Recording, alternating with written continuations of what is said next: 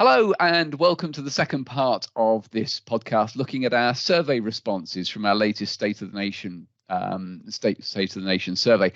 We're again joined by Mark, and in the previous part we talked specifically around the cost of living elements, but we've been trying to widen the scope of that survey, and want to pick up on some of the wider issues that are going on. So we ended last time touching on some mental health elements related to cost of living.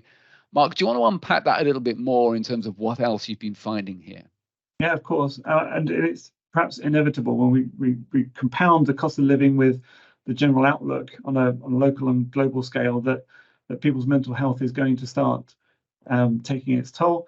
When we ask people about the topics they're concerned about for the coming year, rising costs and energy bills rank number one and number two for every demographic group, whether you slice by age, gender, region, or affluence. But the biggest spread comes when we start to look at personal well-being and mental health.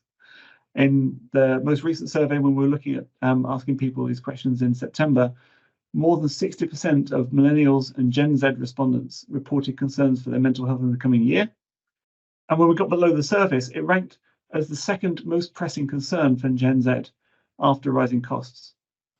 That ranks higher for them than energy bills and level with housing costs. And 1 in 7 Gen Z respondents said that mental health was their most pressing concern. So it's more than double the rate for the rest of the population combined. But we talked on the previous podcast about the fears of missing payments on utility bills, or the changing housing situations, the difficulties getting onto the housing ladder, rising food bank usage. All of these things are compounding on top of these local and global effects that we're seeing. We also talked about on the last podcast, Gen Z also kind of preserving their spend more so than some of their older counterparts. But clearly, from what you've just said, that does not mean that they're not suffering as a result of ongoing kind of economic challenges. Yeah, as I said, it's the thing that tends to skew most, particularly on the demographic spectrum in terms of generations, with Gen Z standing out, and it perhaps being something that's more taboo among the older groups. But it's also a more pressing concern when you are lower down on the affluent spectrum as well. We're seeing those lower affluence groups reporting high levels of mental health and personal well-being concerns, and that being a factor into the next year than the more affluent groups. It's not necessarily surprising, but we're convinced that that's a knock-on impact of that rising cost of living that we talked about in the previous session. Okay, so what else are you seeing as major trends? So we asked quite a lot about life events that people have been experiencing and what they're planning to do, looking at buying a house, having a wedding, acquiring a pet, having children, for example. And interestingly, there's been a clear decline in those buying a house, and that supports all the rhetoric we might have seen in the media about the housing market at the moment. But what is curious is that when we ask people what they're considering in the next 12 months, there's a reported increase in people looking to buy a new house. That's up to 8% of our respondents. And whilst the number who said that they bought a house in the last year is down at 2% at the moment, that's been dropping. It's clearly creating a backlog of demand among those who aspire to move. And again, that's something that skews with affluence, where 1 in 7 of the more affluent groups, those luxury lifestyles at the top end, say that they're considering moving in the next 12 months. So I guess there's two very counter arguments of why that might be. One is, if the prices are dropping, as we talked about in the last one, does that give them the chance to buy that house of their dreams, or is it that they're being sufficiently squeezed that they need to release equity? There's another question for you to add into your survey to find out what it is. But it's definitely interesting to see that there is that sort of pent up demand. There is. Another aspect we ask about is how people's job situations are going to change, and that's another of these things that we've been tracking over time. And a year ago, around 1 in 6 people said that they're expecting to change jobs or careers in the next 12 months. So we've seen a 4 percentage point increase overall across the UK, and people saying they're looking to change careers or jobs in the next year. But that rises to 27% among Gen Z and 25% among millennials. And again, this could be a knock-on consequence of the lockdowns, people gradually finding their feet. But these changes in the cost of living, forcing people to look for something that's going to bring them more income, perhaps.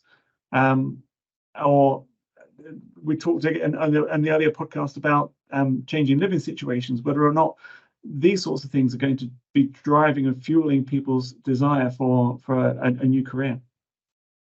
Yeah, we also talked about people being literally priced out of their areas on the last podcast as well. That could also potentially be a driver of why people are seeking new jobs, because they're literally moving from where they live. Particularly if we're seeing less people allowed to work from home, which I guess we have that bubble of people who took out jobs way away from where their offices are and are now being called back.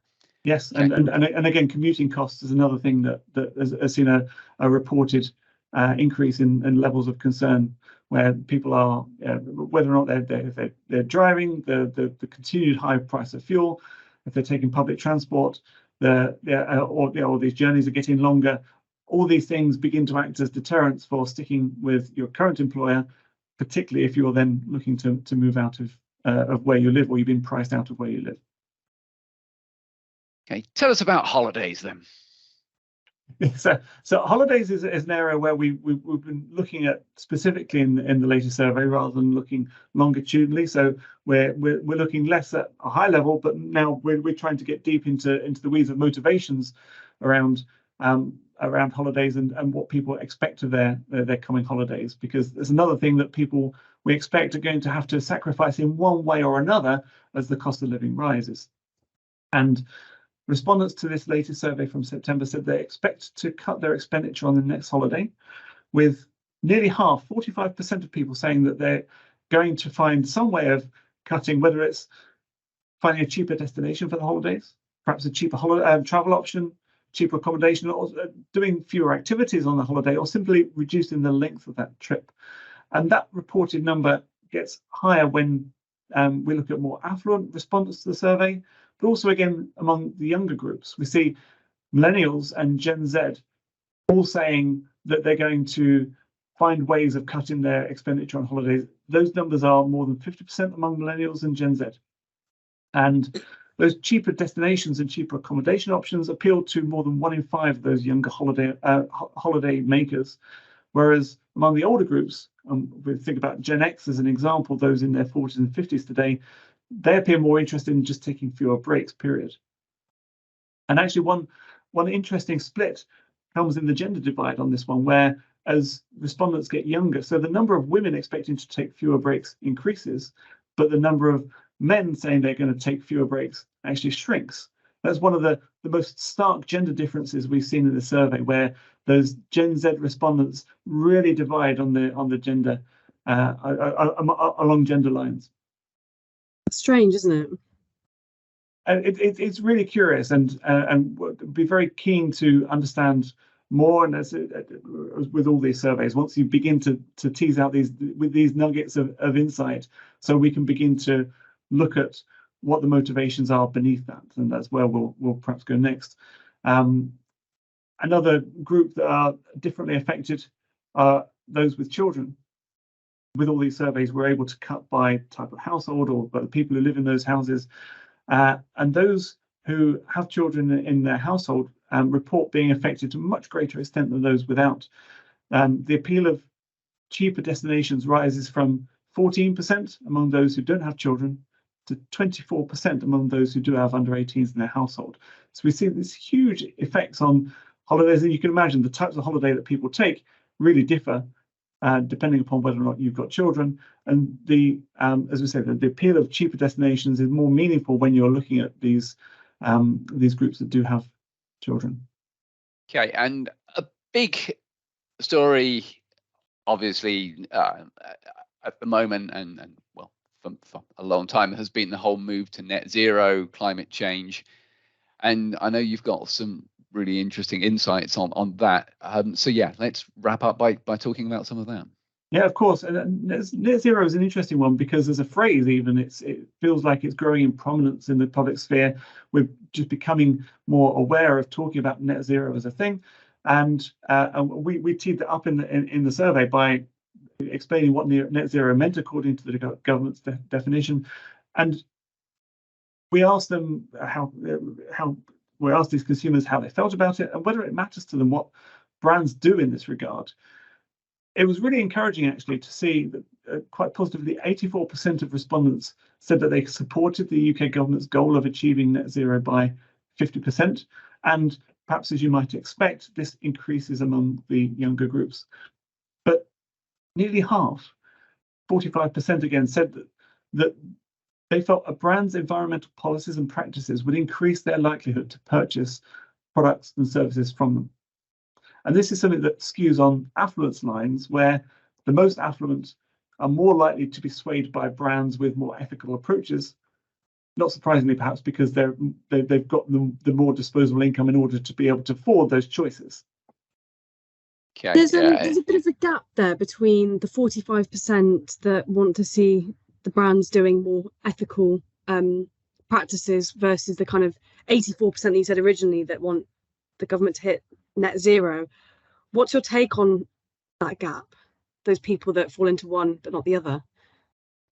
Yes, and I think that's down to a large portion of the population who are expecting that to be resolved by the government on their behalf as a result of their having paid their taxes. Yeah, if they're contributing to the economy on an overall and expecting the state to deal with that for them and to be sort of guided through towards this point of net zero. It might feel like 27 years is a long time, but a lot of the gains need to be made a lot sooner, and they're relying on the government to see them through that. They see it as the government's goal, not their individual goal. But that's obviously we recently had the Uxbridge by-election. You're hearing talk around how much should the different parties lobby, or not even lobby, but electioneer on the issue of net zero. I think that 85-45 mismatch is a really telling challenge for the government of, yes, we've got a public who say that they are interested in the environment and they want to address it, but when it comes to the point that it's hitting their pockets, whether that's through taxes or whether that's through making a decision to use a more ethical brand, even if it costs more money, there is a mismatch. So that is going to be a real quandary. But yeah, if we are to hit that goal, there is a real requirement that both government and business face that. But yeah, with a backdrop of cost of living, that's going to be a huge challenge. Yes, and you mentioned business there. We asked a subsequent question about whether or not brands stating their own net zero goals, sort of trying to bring them forward ahead of the government's 2050 target, would have any impact. And really curiously, a portion of those people who weren't really swayed by environmental policies or practices that a brand might display would be more likely to purchase products and services from a brand if it stated its intention to achieve net zero sooner than 2050. And more than a quarter of those who didn't really care so much about environmental policies and practices said that their likelihood would increase if that brand set more ambitious net zero goals for itself. So there's a really curious message here for brands that it's not really enough if you want to cut through by addressing sustainability in just one way. It's something that needs a multi-pronged approach.